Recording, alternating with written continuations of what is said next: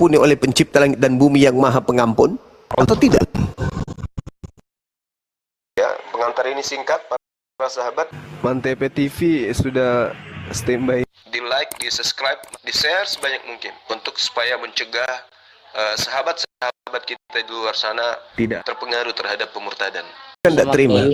Pasal 1 ayat yang keempat itu tentang bukan tidak terima, saudara. Saya bertanya, andaikan agama Islam itu betul dan andaikan kemudian ajaran dua tawarik itu betul, Mazmur 32 itu betul, Mazmur 41 itu betul, Mazmur 69 itu betul, Yesaya 55 nomor 5 itu betul, Kisah Para Rasul 8:22 itu betul, Keluaran 32:14 itu betul,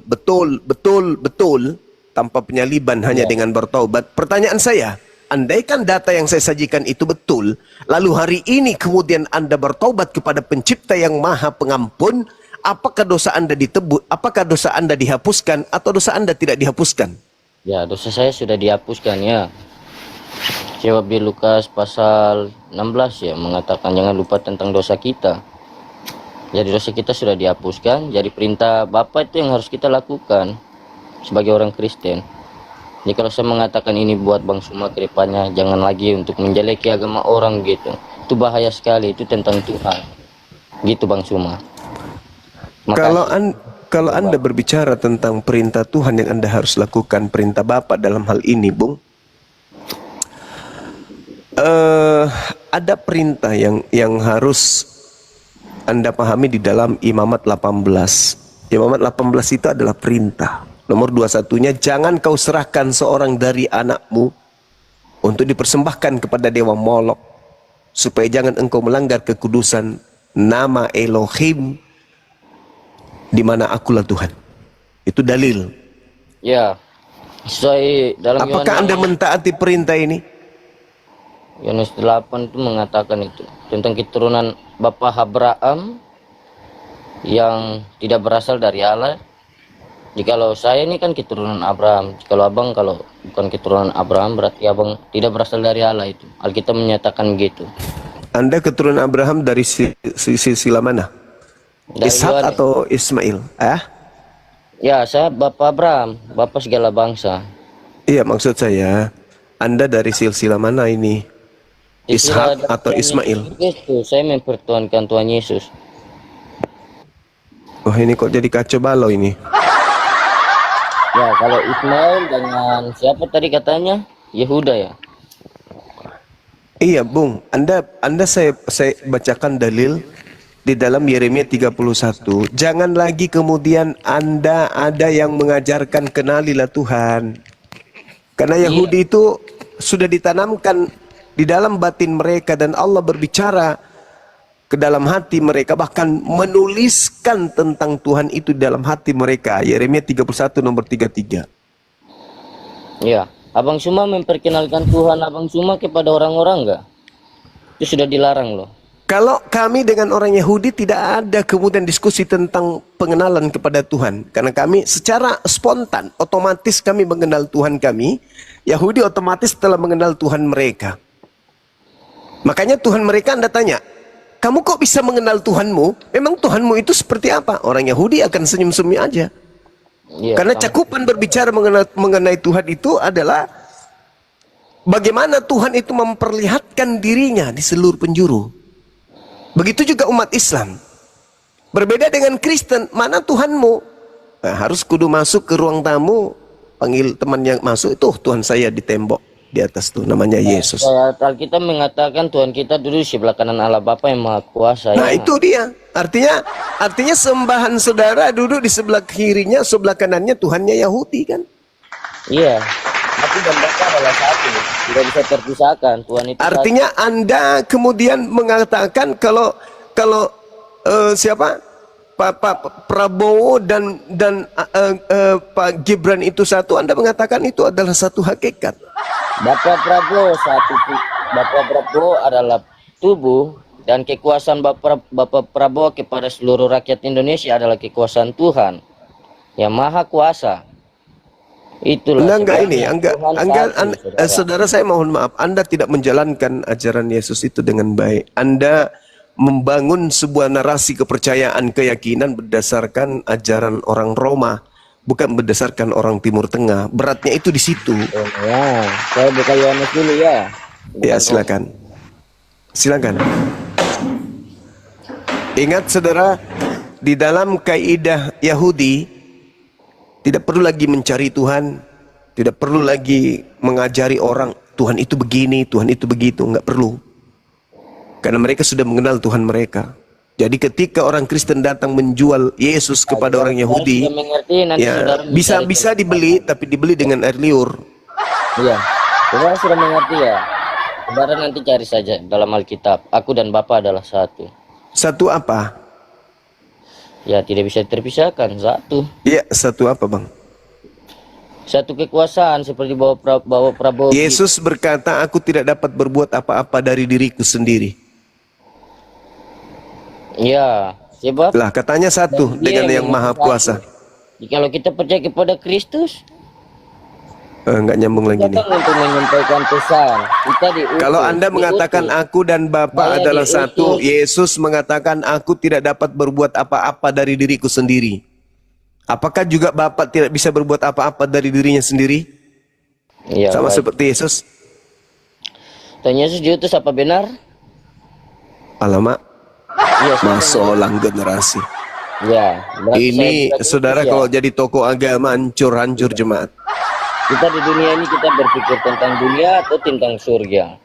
Alamak, 24 jam masolang untuk generasi. dunia atau 24 jam untuk Tuhan.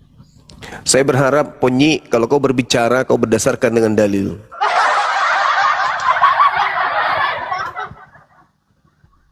Oke, saudara pendeta mungkin masih bisa diskusi. Silakan Pak Pendeta. Iya Bang Suma. Ya, Jadi saya tetap beriman kepada Tuhan Yesus karena di luar Yesus itu tidak ada jaminan keselamatan. Jadi itu yang menjadi dasar iman saya bahwa Yesus sendiri berkata di dalam Yohanes 15 bahwa ketika kita tinggal di dalam Dia dan Dia di dalam kita, maka kita tidak dibuang keluar, Bang. Jadi itu yang menjadi dasar iman saya terhadap Tuhan Yesus. iya. Jadi gini, dalil yang Anda sajikan tidak ada keselamatan di luar Yesus itu kan dalil internal Anda kan ya? Iya, betul. Oke, kami pun punya dalil. Iya. Innal ladzina qalu rabbuna Allah tsumma istaqamu tatanazzalu alaihimul malaikatu alla takhafu wa la tahzanu wa abshiru bil jannah lati kuntum tu'adun. Artinya gini, Anda punya dalil, kami juga punya dalil. Anda mengatakan tak ada keselamatan di luar Yesus, terima kasih. Itu sama halnya Anda telah meludah ke atas dan jatuh ke wajah Anda sendiri. Kenapa saya katakan demikian? Karena Yesus itu datang hanya untuk kaumnya Bani Israel. Anda bukan di dalam kaum Israel. Anda salah. Telah menjadikan dalil itu kemudian sebagai patokan dalam kepercayaan, keyakinan Anda. Tapi saya maklum, Anda adalah seorang Kristen. Ketika saudara mengatakan tidak ada keselamatan di luar Yesus, waduh, celaka itu Bang. Kalau Anda mengatakan Islam di luar Yesus, memang kami bukan pengikutnya. Tapi kami punya pegangan. Innal ladzina qalu rabbunallah tsumma istaqamu. Apa kata Allah? Wa abshiru bil jannah. Oke, kami tidak selamat karena Yesus, oke. Tapi kami punya jalan sendiri. Alladzina amanu, alladzina qalu rabbunallah. Barang siapa yang berkata Allah adalah Tuhanku, beritakan kabar gembira itu kepadanya tentang surga. Wa abshiru bil jannah. Kami punya pegangan sendiri. Nah sekarang Anda bukan orang Yahudi. Yesus mengatakan aku diutus hanya kepada domba yang sesat dari umat Israel. Lukas 2 nomor 33, Lukas 1 nomor 33. Yesus diutus menjadi raja bagi kaum Yakub untuk selama-lamanya. Lalu Anda pegangannya kemana? ke Yesus. Yesus hanya untuk Bani Israel. Artinya ada cinta yang tak tersambut oleh Yesus. Berat ini bang, berat. Apalagi Anda seorang tokoh. Kalau umat Islam sederhana. Al-Quran datang, surah Al-Jum'ah ayat 2. Allah subhanahu wa ta'ala menjelaskan kemudian kepada kami umat Islam. Huwaladzi ba'atha fil ummiyin rasulam minhum yatslu alaihim ayatihi. Ini kuncinya. Wa yuzakkihim. Yesus hanya untuk Bani Israel. Akulah jalan, akulah kebenaran, akulah hidup. Tidak ada yang sampai kepada Bapa. Itu ucapan untuk siapa? Itu ucapan untuk kaumnya. Karena kaumnya menolaknya. Kaumnya kemudian terpecah menjadi dua. Ada yang menerima, ada yang tidak menerima. Ada juga kemudian yang netral dalam hal ini. Berbeda dengan kami baginda Rasulullah Muhammad sallallahu alaihi wasallam. Wa yuzakkihim, tujuannya untuk mensucikan kami. Belum lagi kemudian diterangkan kul in kuntum tuhibbunallaha fattabi'uni yuhibbukumullah wa yaghfir lakum dzunubakum. Allahu ghafurur rahim. Ketika Anda ingin diselamatkan oleh pencipta langit dan bumi, ingin dicintai olehnya, fattabi'uni, maka ikutlah kepada baginda Rasulullah Muhammad sallallahu alaihi wasallam. Jelas itu. Ulaika hum, kepada mereka lah kemudian Allah menjanjikan surga. Jelas. Nah sekarang kalau Anda mengatakan kami di luar Yesus tak ada keselamatan, dengan kata lain Anda sedang mengatakan kami Kristen tidak selamat. Karena di luar Yesus. Nah sementara Anda di luar Yesus, Anda bukan kaumnya. Anda sepihak boleh, tetapi apakah Yesus dalam kaitannya dengan kaitannya dengan hal ini adalah bahwa Yesus kelak akan mengusir kelompok yang mengaku diri yang pengikut Yesus, bermujizat, bernubuat dan mengusir setan atas nama Yesus? Benarkah itu terjadi? Benar. Dalilnya ada dalam Bible saudara. Al-Quran juga mengatakan wa idza husyiran nasu kanu lahum a'da wa kanu bi ibadatihim kafir.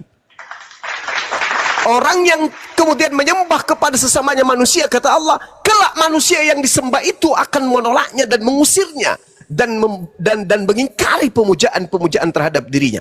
Wow, itu kami temukan di dalam kitab saudara. Subhanallah. Jadi kalau hari ini pendeta mengatakan tidak ada keselamatan di luar Yesus, itu sama dengan orang-orang Kristen di atas muka bumi ini tidak selamat. Karena kenapa? Orang Kristen bukan kaumnya Yesus. Sekali lagi saya ingin bertanya kepada Pak Pendeta, nanti boleh tanya kepada saya pertanyaan apapun itu, sesulit apapun silakan Anda pertanyakan. Saya hanya bertanya sederhana. Andai saja kemudian saudara pendeta melakukan dosa hari ini, bagaimana cara Anda kemudian menebus dosa Anda itu? Silakan. Iya.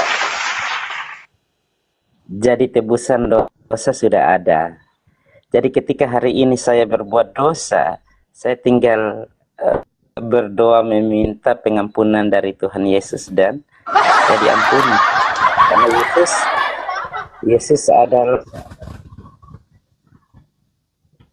sang penebus itu sendiri. Bisa kasih dalil Pak Pendeta? Begitu, Anda sekolah tinggi-tinggi jadi pendeta, tolong mana dalilnya? Barang siapa yang bertaubat kepada aku maka dosanya aku hapuskan, itu di mana Bang? Memang yang seperti Abang sampaikan tidak tertulis secara langsung, tapi jelas. Secara tidak langsung? Atau secara berangsur-angsur? Jadi kalau kami beriman kepada Yesus Kristus, ya kami diampuni dosa sekalipun kami sudah berdosa, dan kami meminta ampun kepada Tuhan Yesus, dan kami akan mendapatkan dalilnya ada nggak itu Bang? Ampunan. Ada Bang, tapi saya Coba nggak pegang Alkitab Bang. Oh, beneran saudara saya ini pendeta?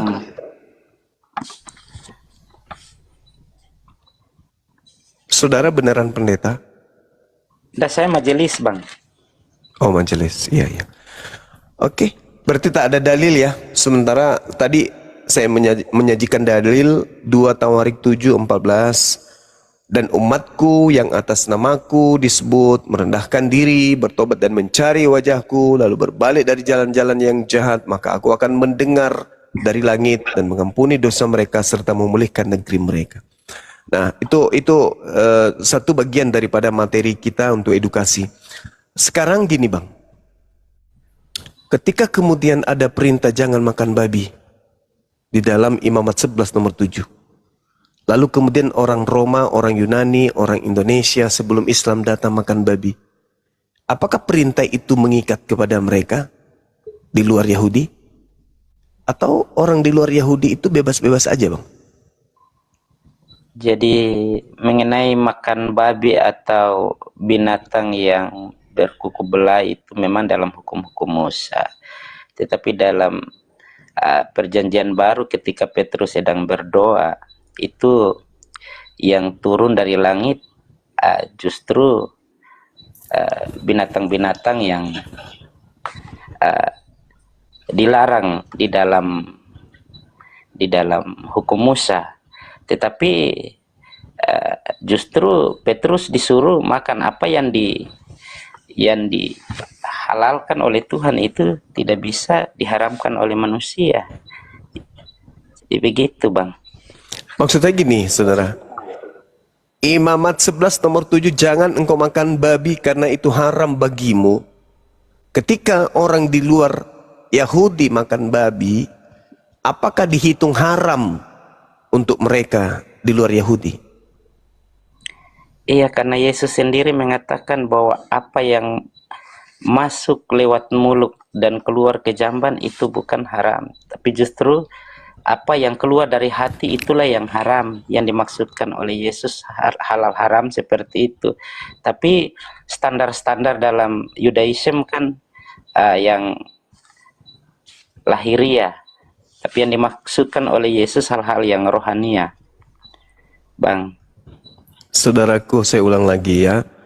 Ketika ada perintah kepada orang Yahudi jangan makan babi karena itu haram bagimu, di luar Yahudi apakah berdosa ketika mereka makan babi?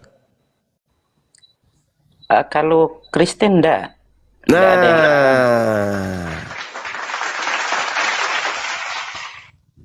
Oke, sepakat kita. Jadi ketika Kristen makan babi tidak berdosa. Yang kedua, ketika orang Yahudi diperintahkan jangan kau menyembah kepada ilah lain. Adakah perintah ini juga terhadap Kristen? Iya, sebenarnya ada. Di mana dalilnya? Di dalam banyak dalam perjanjian lama juga, dalam perjanjian baru ya mentuhankan Tuhan. Di dalam perjanjian lama yang saya minta Bang, sebagaimana tadi haramnya babi di perjanjian lama, dan Anda mengatakan Kristen tidak terikat dengan haramnya babi. Nah sekarang ketika ada perintah kepada orang Yahudi jangan ada ilah lain di hadapanku, apakah itu terikat juga untuk orang Kristen jangan mengilahkan selain Tuhannya Yahudi? Ada. Mana dalilnya?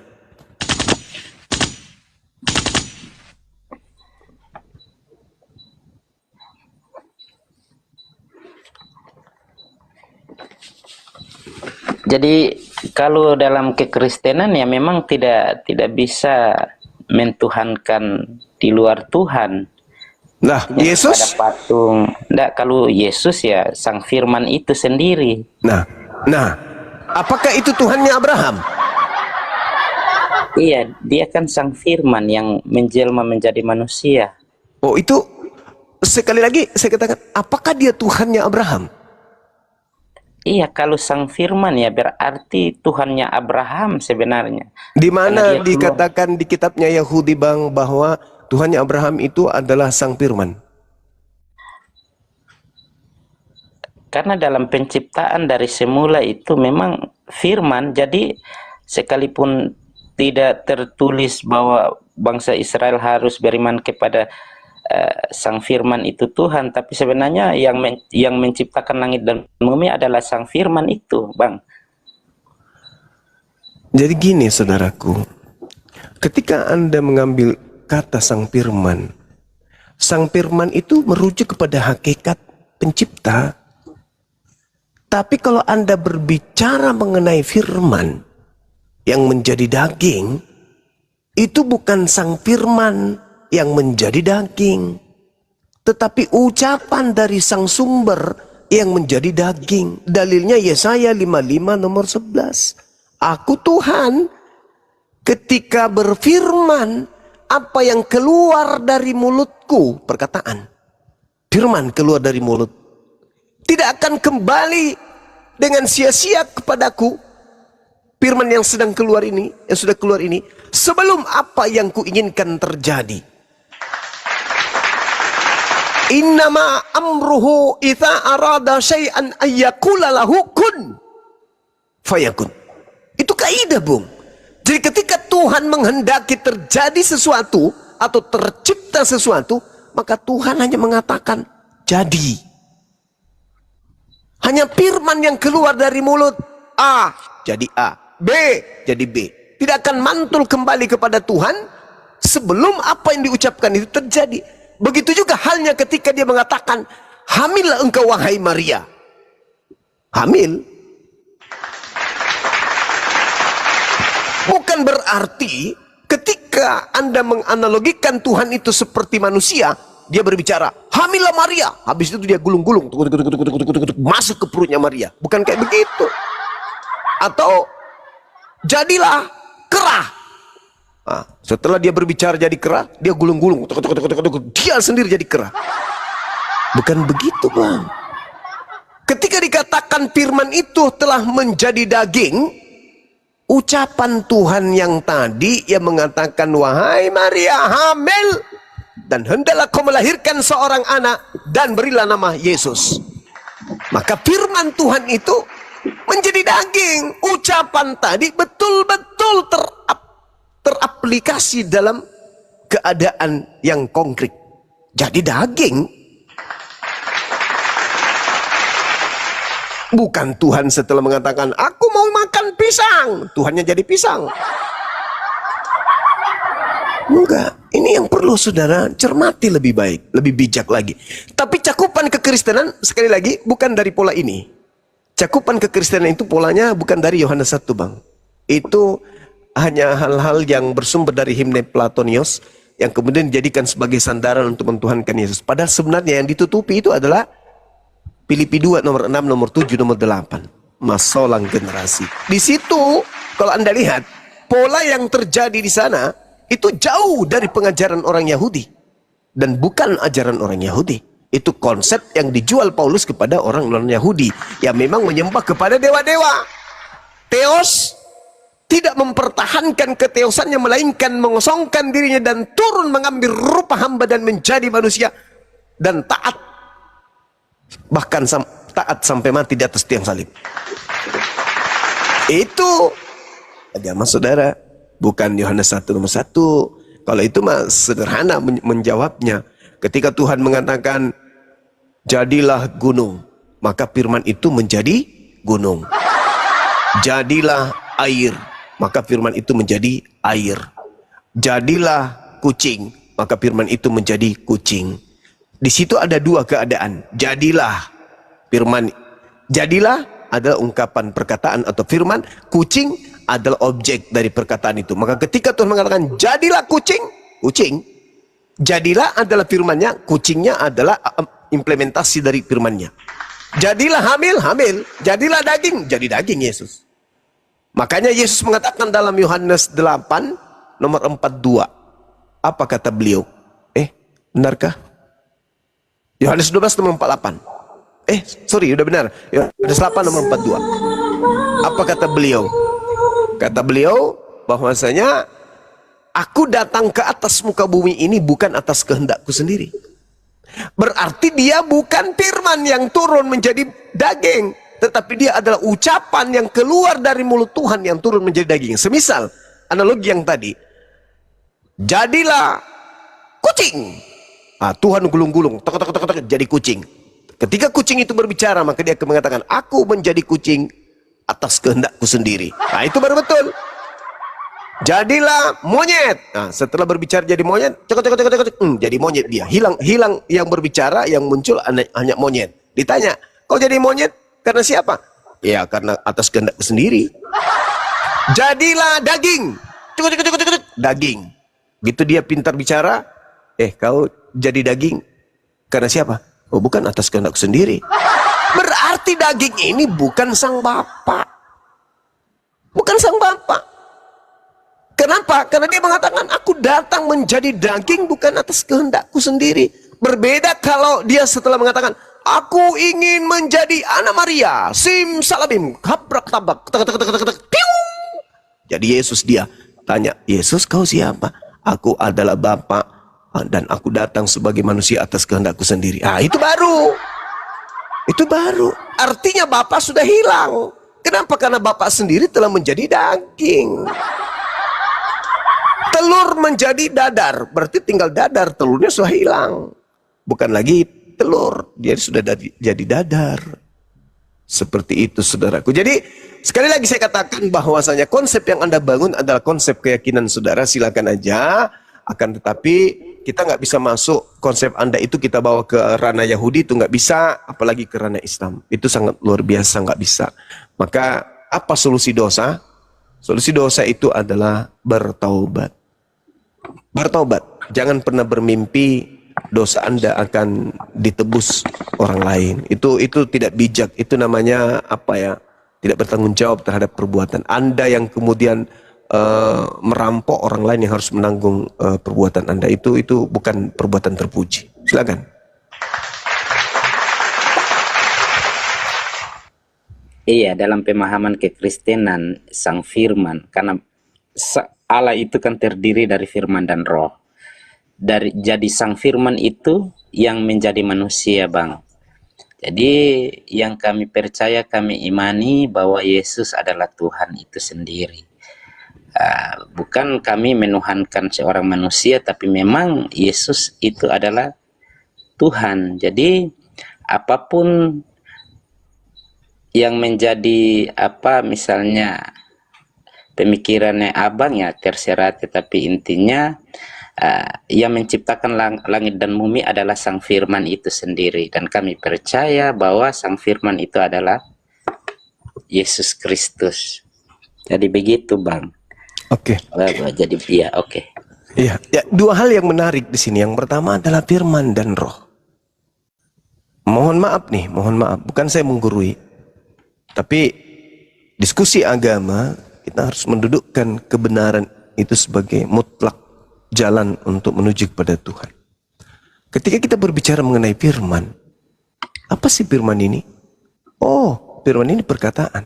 Nah, Tuhan Anda terdiri dari dua unsur. Unsur pertama adalah perkataan, unsur kedua adalah roh.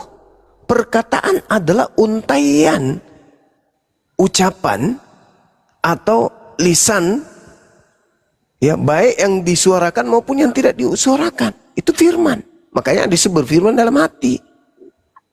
Ketika Anda mengatakan Tuhan saya adalah firman dan roh, berarti tatarannya rendah. Kenapa rendah? Perkataan itu bukan Tuhan. Roh itu juga bukan Tuhan. Roh itu makhluk halus. Jadi dua-duanya adalah makhluk. Perkataan adalah makhluk. Roh juga adalah makhluk. Berarti Anda penyembah makhluk. Berarti Anda meninggalkan kaidah yang tadi, jangan ada ilah lain di hadapanku. Makanya saya bertanya, apakah ketika Anda membuat ilah selain daripada Tuhannya Yahudi, Anda berdosa? Tidak dong, karena Anda bukan Bani Israel. Tetapi ketika Islam datang, perintah untuk menuhankan pencipta langit dan bumi yang maha suci lagi maha tinggi, Anda masih menyembah makhluk berupa perkataan dan roh, makhluk halus, maka Anda sudah berdosa. Dulu sebelum Tuhan mengutus Nabi Muhammad SAW, Anda tidak berdosa. Karena tidak ada nabi yang datang untuk Anda.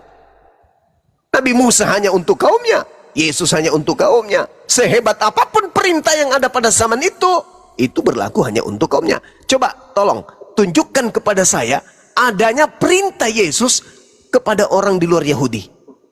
Gak ada itu, Bang. Gak ada. Perintah Yesus itu selamanya untuk kaumnya Bani Israel. Terkecuali ada non-Yahudi yang datang minta tolong, Yesus pun Yesus tolak. Usirlah dia. Dari tadi dia teriak mengikuti kita. Aku diutus hanya kepada domba yang sesat dari umat Israel. Nah, sekali lagi, ketika saudara menuhankan roh, ketika saudara menuhankan perkataan, zaman Yesus, Anda tidak berdosa. Karena Anda bukan kaumnya.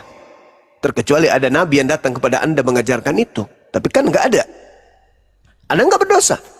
Tapi setelah ketika Islam datang, maka Anda dihitung berdosa. Inilah yang selalu kemudian tidak dimengerti oleh beberapa apologet Islam. Ketika ditanya, bagaimana mungkin ada keselamatan dalam Islam? Emang kenapa, Paman? Orang tua nabimu nggak masuk surga? Orang tua nabimu itu masuk neraka. Bapaknya Nabi Muhammad itu masuk neraka. Ibunya masuk neraka. Terus siapa lagi yang masuk neraka menurut? Ya itu aja, ibu dan ayahnya. Tahu nggak kau? Sebelum kemudian Nabi Muhammad menerima risalah kenabiannya, orang tuanya meninggal duluan. Ada nggak perintah Islam sebelum Nabi Muhammad itu kemudian menerima risalah kenabian? Nggak ada. Berdosa nggak orang tuanya? Nggak berdosa. Lalu hukuman apa yang Anda ingin sampaikan kepada beliau? Sampai dia dihukum neraka? Ada? Wah, ada dong. Nggak ada. Kecuali Islam sudah datang, bapaknya menolak, ibunya menolak, baru dia masuk neraka. Begitu juga Kristen. Kristen sebelum Islam itu datang, sebelum ada perintah kepada mereka, kemudian lalu mereka langgar, ya tidak dihitung dosa. Karena mereka hidup di zaman fatrah. Apakah mereka disebut zalim? Enggak. Apakah mereka disebut kafir? Enggak juga. Kenapa? Karena belum datang kemudian Nabi Muhammad. Lah, tapi dia tidak mengikuti Yesus. Kan Yesus hanya untuk kaumnya. Nabi Musa untuk kaumnya, mereka bukan kaumnya. Berarti mereka hidup di zaman mana? Zaman fatrah. Terkecuali ada yang dirahasiakan oleh Allah yang kita tidak tahu. Apa itu? Sebenarnya ada datang Nabi kepada mereka, tapi mereka tolak. Ya, wallahu alam bisawab. Tapi yang pasti adalah, hari ini ketika ada manusia hidup di atas muka bumi, sudah datang Nabi Muhammad tapi tidak beriman kepada Nabi Muhammad, dihitung kafir. Telah berdosa. Mau secantik apapun lisannya mengatakan agama kami yang paling benar, nggak ada itu. Nggak ada. Contohlah seperti ketika kita tanya kepada seorang pendeta yang ngaku majelis. Saya tanya, apakah kemudian ada perintah kemudian di dalam agama saudara begini dan begono? Apakah kemudian ketika Anda melakukan dosa hari ini, Yesus masih turun ke bumi menebus untuk kedokanya? Enggak, ternyata semua yang percaya kepada dia, yang penting dia berdosa lalu percaya akan diselamatkan. Ada dalil nggak? Nggak ada tertulis katanya. Jadi yang pasti, Bung, solusi dari Islam itu bertaubat.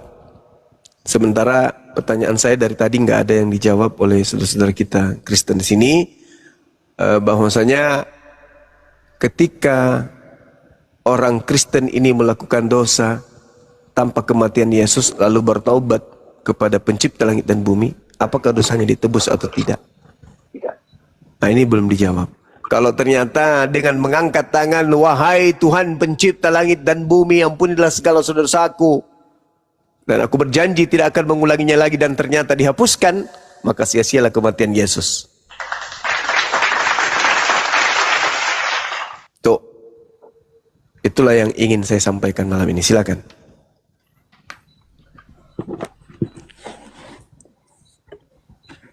Iya Bang, jadi memang kedatangan Yesus kepada kaumnya itu untuk menegakkan hukum-hukum, ya. Tetapi ketika Yesus berangkat atau naik ke sorga itu, dia berpesan pada murid-muridnya untuk menyampaikan Injil, dan Injil ini harus disampaikan ke seluruh dunia. Jadi itulah yang menjadi dasar kekristenan, bahwa kami beriman kepada Yesus Kristus karena Dia telah memberikan amanat agung kepada murid-muridnya untuk menyampaikan kabar sukacita, kabar baik kepada seluruh bangsa.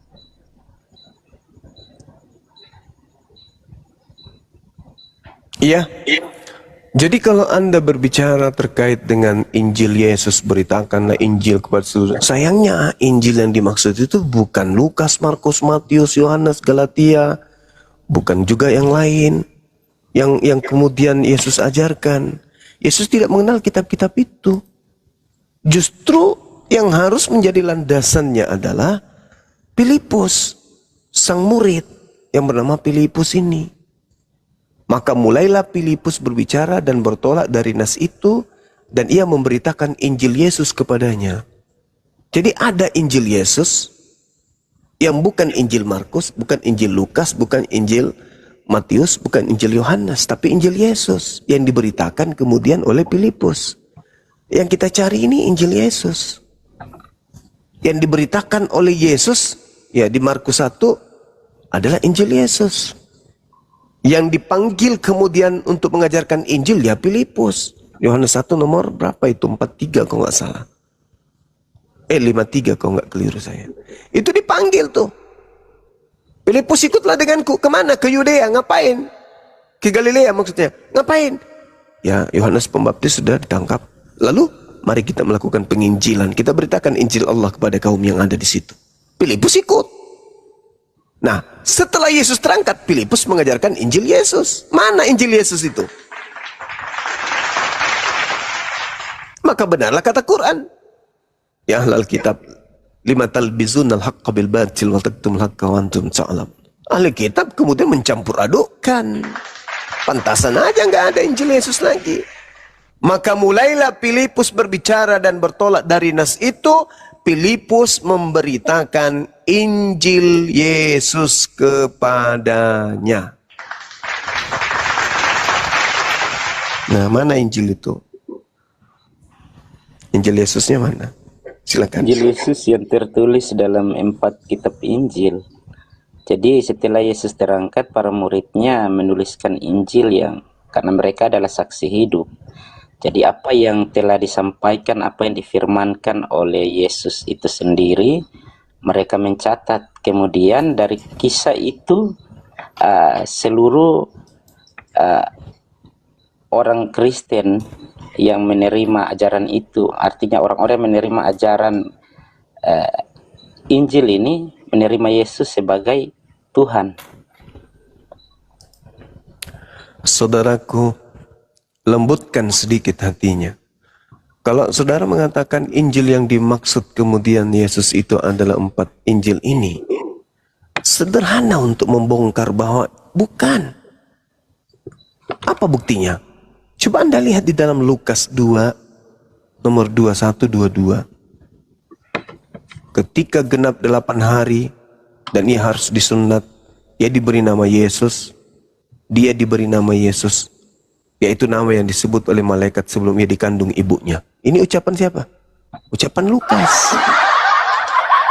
Dan ketika genap waktu pentahiran, menurut hukum Taurat, mereka membawa Yesus ke Yerusalem untuk menyerahkannya kepada Tuhan. Ini bukan ucapan Yesus. Ini ucapan Lukas ini. Yang sementara harus diberitakan adalah Injil Yesus, jangan Injil Lukas. Jadi jangan memaksakan konsep doktrin dogma ketika berdiskusi dengan kami umat Islam. Karena kami belajar Bible. Kami paham Bible, kami ngerti Bible itu. Apa sih yang susah di Bible? Ini kan bahasa Indonesianya. Kalau ada sesuatu yang agak berat, besok direvisi supaya kita lebih paham lagi.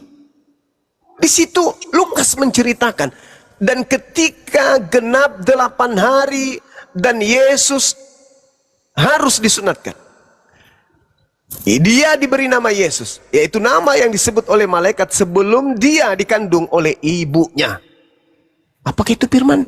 Apakah itu Injil Yesus? Bukan. Kalau dia Injil Yesus, dan ketika genap 8 hari aku disunatkan, aku diberi nama Yesus, yaitu nama yang diberikan oleh malaikat sebelum aku dikandung oleh ibuku. Nah, itu baru terindikasi Injil Yesus. Nah, ini ucapan Lukas kok dibilang Injil Yesus? Atau memangnya Yesus berkata begitu? Karena Yesus mengatakan begini, Bung. Dalam Yohanes 12:49. Aku tidak berkata-kata dari diriku sendiri. Apa yang kukatakan adalah apa yang diperintahkan untuk aku katakan dan aku sampaikan. Segala firman yang kau berikan kepadaku telah aku sampaikan kepada mereka. Mana segala firman itu? Yang tidak bercampur adu dengan ucapan-ucapan orang lain, mana? Ternyata nggak ada kan? Makanya Injil Yesus tak ada lagi yang diberitakan oleh Filipus ini. Disebabkan karena yang ada pada saat ini, ya 4 kitab kanon itu, saudara. Termasuk yang saya bacakan sendiri dalam Kisah Para Rasul. Kisah Rasul berapa itu? 8 ya? Nomor berapa itu? Nomor 35. Kisah Para Rasul 8, nomor 35. Maka mulailah Filipus berbicara dan bertolak dari nas itu. Ia memberitakan Injil Yesus kepadanya. Nah, ini dituliskan oleh pewarta. Kenapa saya katakan pewarta? Mereka, penulis kitab Anda itu mengumpulkan data-data, lalu mewartakan kepada orang yang datang setelahnya. Jadi Lukas menceritakan setelah dia kumpul cerita dari kesaksian orang-orang atau cerita-cerita yang ada, lalu dia susun. Itu bukan Injil Yesus, Bang. Coba dilembutkan hatinya. Silakan. Iya Bang, jadi Injil itu kan kabar baik atau kabar sukacita. Tentunya di dalamnya itu tertulis juga kisah tentang Yesus. Kisah tentang Yesus, bagaimana proses kelahirannya, bagaimana ia dalam penginjilannya, dalam pengajarannya. Bahkan hal-hal yang ajaib yang dilakukan oleh Yesus itu sendiri. Jadi terkait dengan kitab Injil ini Bang, ini sumbernya didapat langsung dari para murid ya. Jadi kitab Injil ini muncul itu dari abad atau zaman para murid. Jadi itu dikumpulkan data-data itu berdasarkan kesaksian para murid yang menjadi saksi hidup pada saat itu Bang. Oke saudaraku, saya sederhanakan gini. Ketika Lukas berbicara dan ketika genap 8 hari dan ia harus disunat dan ia diberi nama Yesus, itu ucapan Yesus atau ucapan pengarang Lukas? Itu ucapan Lukas. Nah, yang saya tanya Injil Yesusnya. Iya. Jadi sebenarnya Injil Yesus tidak ada. Injil Yesus tidak ada. Tetapi terkait dengan kitab Injil. Coba Anda baca Kisah Para Rasul 8 nomor 35. Maka mulailah Filipus memberitakan nas itu. Iya. Jadi kalau itu nas yang dimaksud, nas itu apa Bang? Nas itu firman Tuhan. Ayat-ayat kan? Nas itu apa?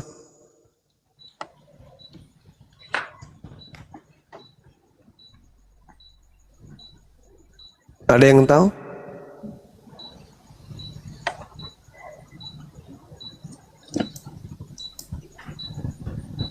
Nas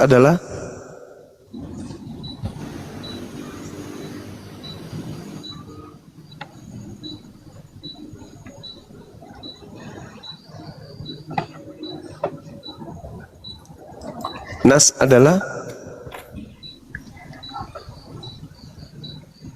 ketetapan ilahi.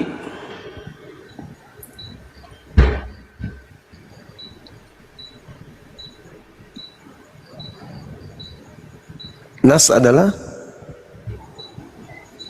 Iya, firman Tuhan, Bang. nas itu dalil. Sama dengan naskah atau dalil, nas.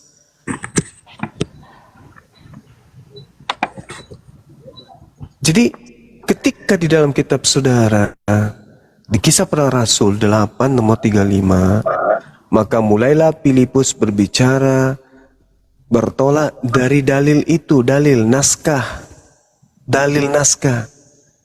Dia memberitakan Injil Yesus kepadanya.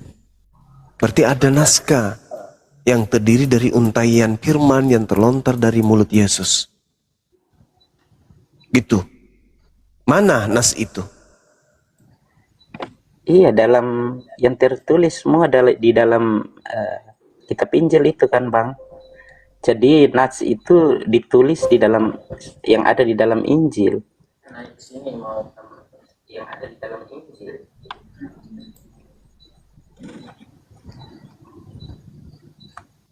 Iya. Nas apa? Nas yang mana ini? Yang kata kitab saudara. Lukas sendiri yang menceritakan itu. Filipus memberitakan Injil Yesus. Injil Yesus. Jadi ucapan-ucapan Yesus yang ada dalam kabar baik itu adalah bagian dari nas, Bang. Nats. Artinya bercampur aduk dengan ucapan pengarang kan? Iya, memang di situ juga menceritakan tentang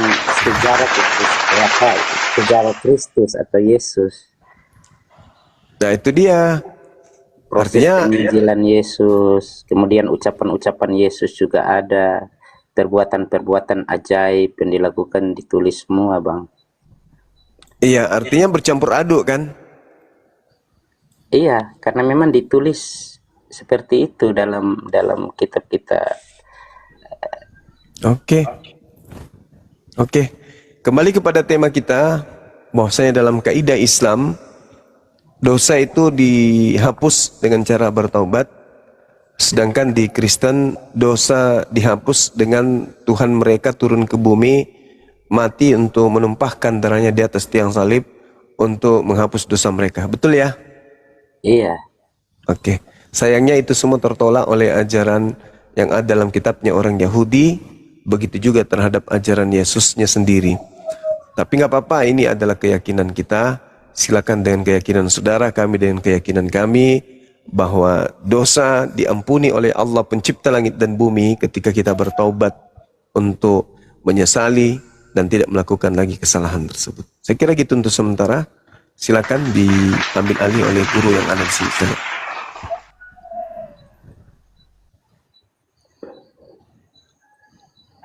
Ya, sebelum ke Panoce ini ada Pirgo. Pirgo, Muslim apa Kristen Pirgo?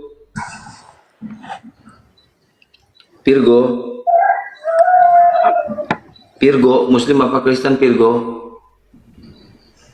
Wah, ada suara. Ya, silakan Panoce. Iya, yang naik kok gak ngomong ya? Mungkin lupa bawa mulut. Iya.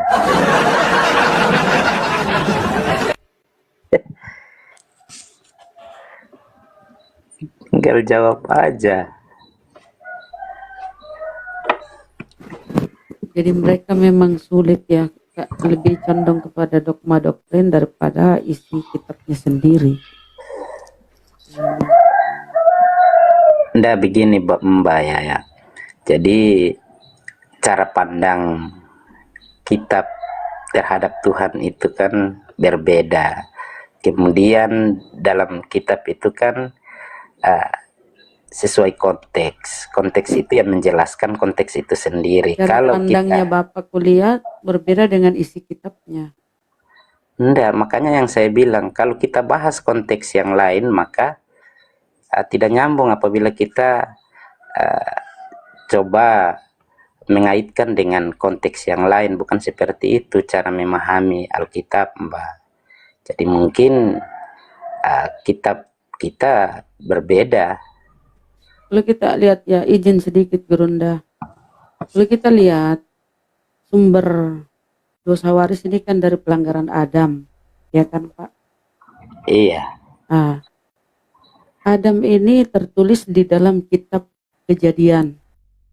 Yang itu diberikan kepada Musa. Torah Musa, Kejadian. Disitulah diceritakan pelanggaran Adam. Keluaran, Musa. Kejadian. Pelanggaran Adam itu di kitab Kejadian kan? Iya, Di kejadian. mana? Kalau Musa di keluaran. Ya.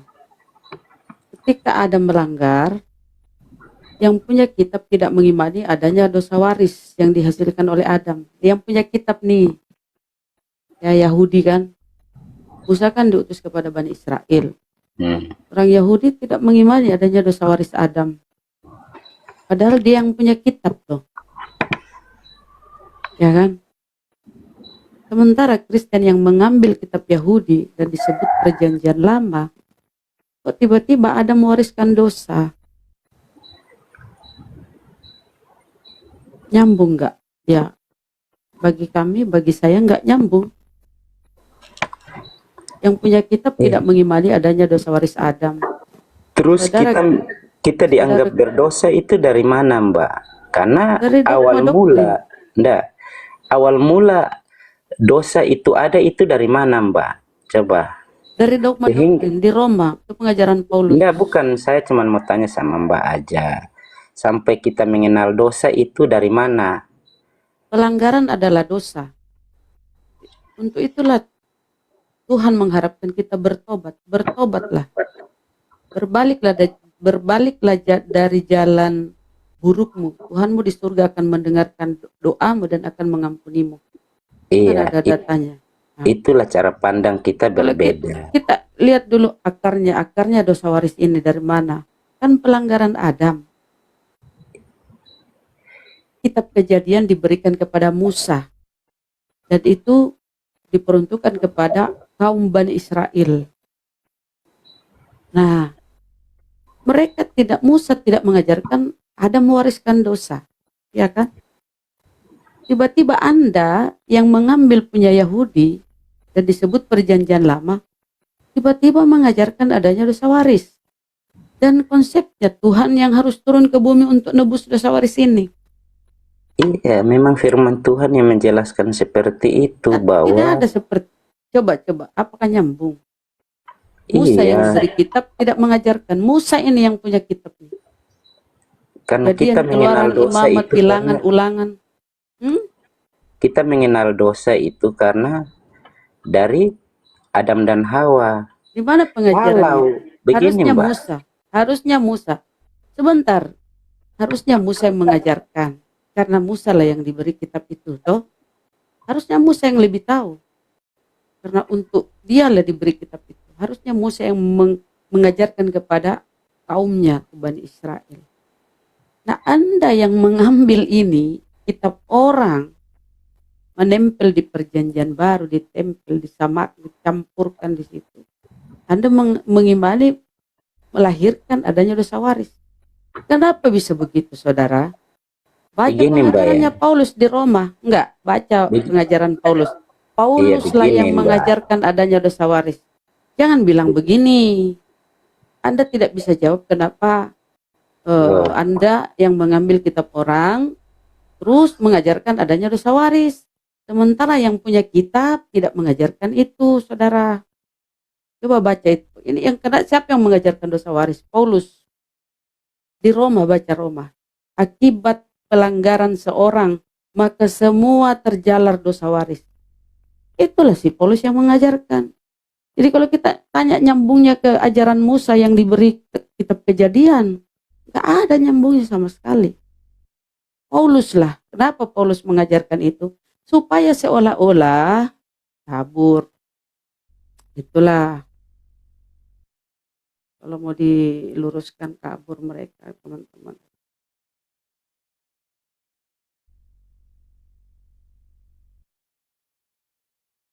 Serba salah ya.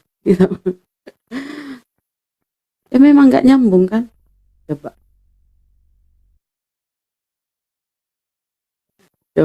kalian pikir, teman-teman.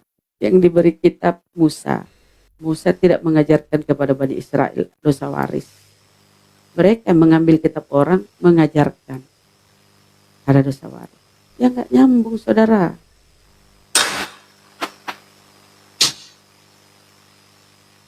Berat memang Kalau cuma doktrin dogma berlawanan memang dengan data-data dalil ya. Tertolak memang. Kabur, harus kabur. Cek, cek. Ada bisa saya bantu, Bunda?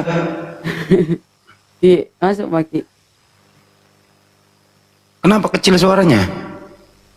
Kecil kah? Besar suara. Apa mic saya ya, Pak? Besar Oh, suara. coba. Kak. Coba dulu, saya betulin dulu.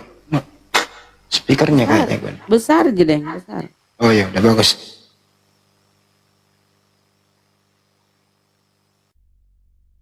Mana Noce? Nggak mampu dikasih kebenaran.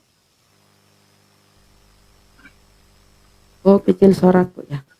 Itu pun kecil suaraku masih kabur. Pendosa, selamat malam. Pendosa, selamat malam pendosa.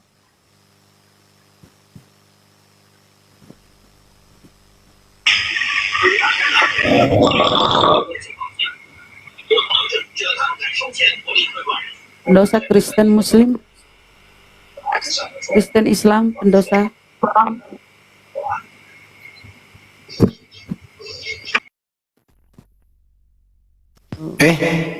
Malah pergi dia. Kalau pencet kali.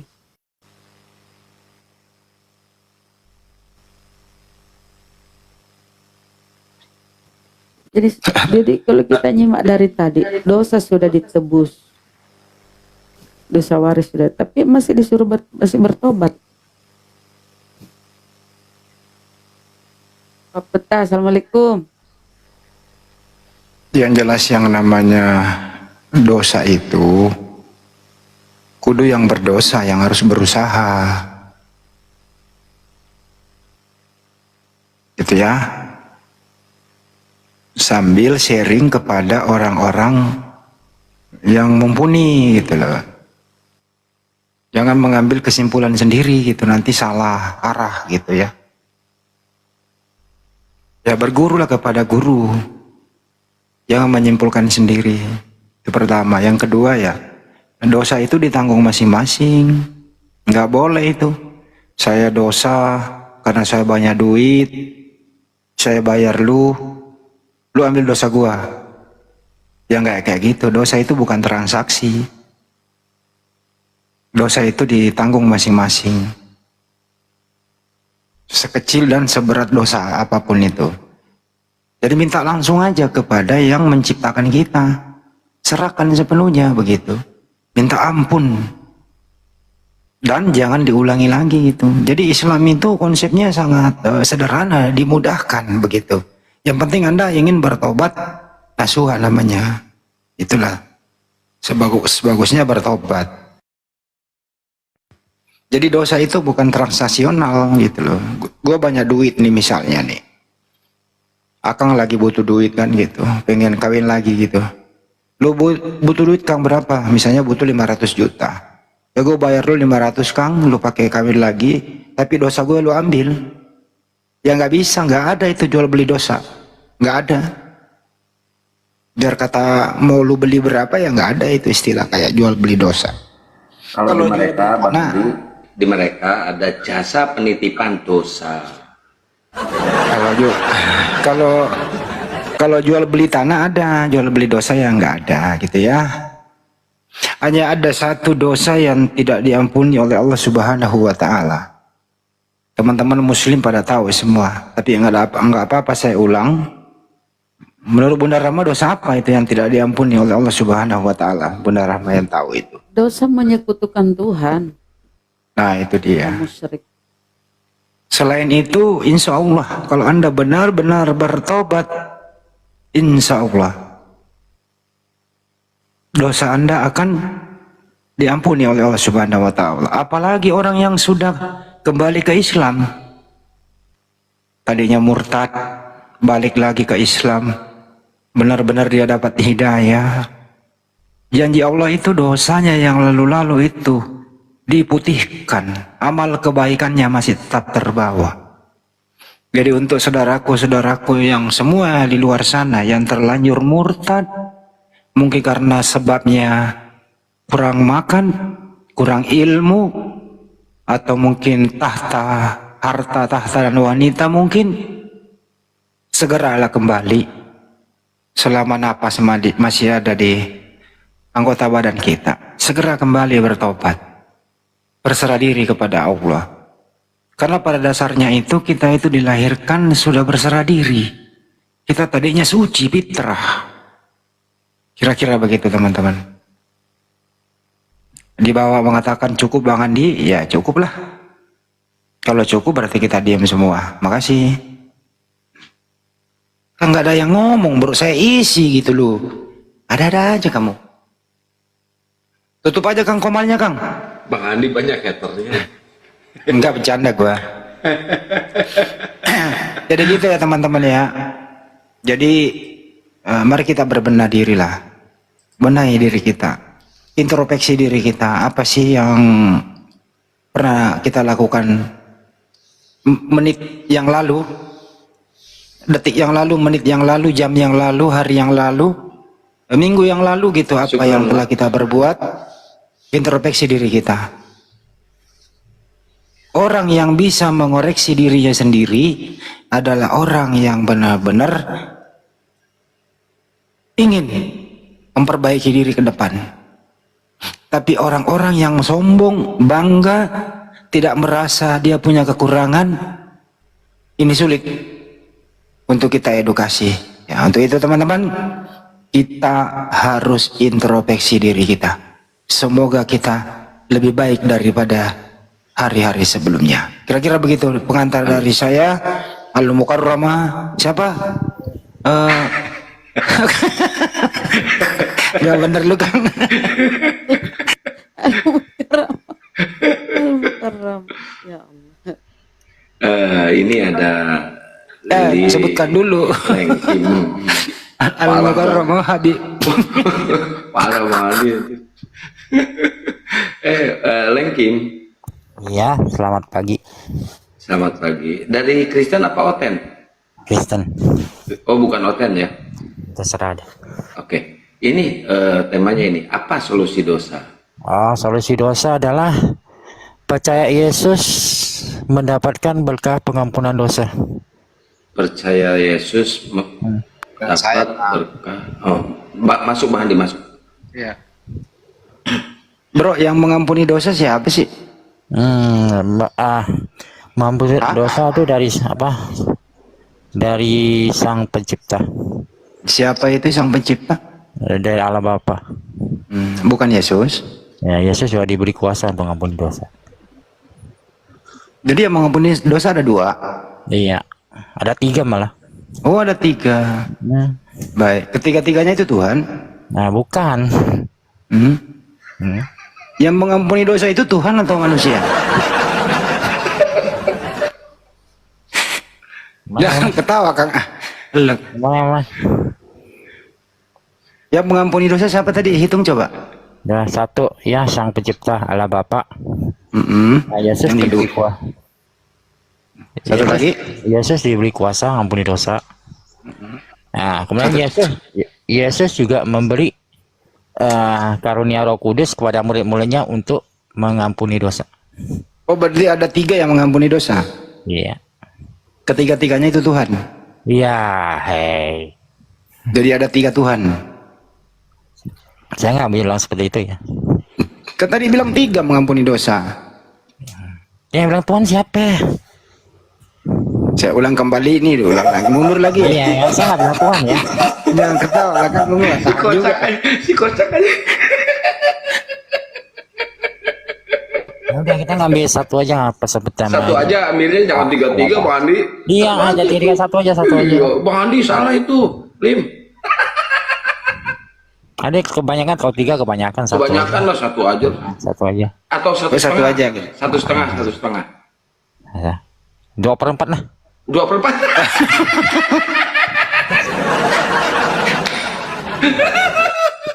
2/4 itu berapa? Lu Muslim apa Kristen sih bro? Kristen. Oh Kristen, baik.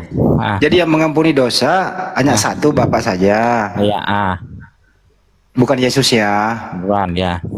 Ya udah diundur dia, dikurangi. Tadinya 3 sekarang jadi 1 gitu ya. Iya, jadi kan kebanyakan sih nggak mampu, nggak mood ya. Satu aja kan. Ya. Lu ngapa sih bro lucu gini ya? Gemes deh gua sama lu. Aduh, gua nggak demen deh. Nah, gua cubit nih. Ada. Jadi menurut kamu Yesus itu Tuhan apa utusan Tuhan? Ya, ini bahas dosa atau mau bahas Tuhan? Hah? Terus bahas Ini apa kita? Mau bahas dosa atau bahas Tuhan? Iya ya, dosa juga sih kan Dosa Tuhan aja yang ya, ngampuni. dosa aja ya. Tuhan ya udah. Oke. Kalau dosa aja ya. Hmm. Kalau menghilangkan nyawa orang dosa nggak? Dosa. Dosa. Hmm. Kalau menghilangkan nyawa Yesus di tiang salib dosa nggak? Dosa. Yang berdosa siapa? Ya manusia. Siapa itu? Ya orang yang berbuat dosa lah, melanggar perintah Tuhan. Siapa aja gitu kan. Termasuk membunuh. Apa sih salahnya itu sehingga dia berdosa? Ya dia ini melanggar hukum-hukum Tuhan kan. Oh jadi Tuhan nggak boleh membunuh Yesus gitu ya? Nah, Tuhan nggak boleh membunuh Yesus, gimana ceritanya sih Tuhan membunuh Yesus? Loh yang kan Yesus mati di tiang salib. Yesus menumpahkan darah di kayu Iya. salib. Mati nggak dia? Mati. Yang matiin siapa? Yang matiin ya tentara Romawi. Berdosa nggak dia? Berdosa. Kau percaya nggak itu? Iya. Berarti kau percaya orang berdosa? Hah? Percaya orang berdosa? Iya. Maksudnya percaya orang berdosa maksudnya? Diulang ya, diulang nih. Pelan-pelan, pelan-pelan. Yang bunuh Yesus di tiang salib berdosa nggak? Berdosa. Berdosa. Kau percaya nggak itu? Iya. Ya, kau percaya orang berdosa? Percaya orang berdosa? Maksudnya? Iya. Aduh, Percaya ya ada orang Allah. berdosa? Iya benar. Ya percaya ada orang berdosa.